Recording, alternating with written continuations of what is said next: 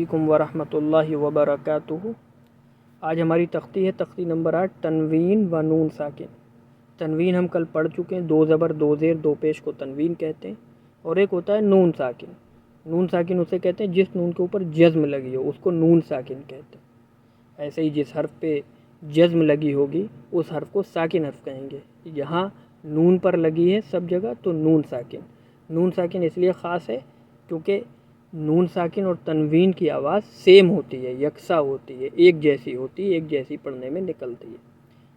جیسے یہاں دیکھیے تا کے اوپر دو زبر کی تنوین ہے، تا الف دو زبر تن، اور یہاں تا میں نون ساکن ملا ہوا ہے، تا نون زبر تن، دونوں کی آوازیں سیم ہو گئی۔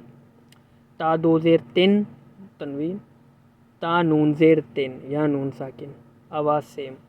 تا دو پیش تن، تا نون پیش تن۔ سا الف دو زبر سن، سا نون زبر سن، سا دو زیر سن، سا نون زیر سن۔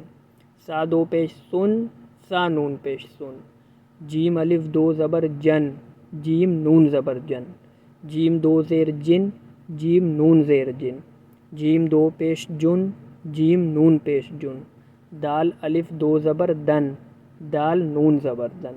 دال دو زیر دن، دال نون زیر دن۔ دال دو پیش دن، دال نون پیش دن۔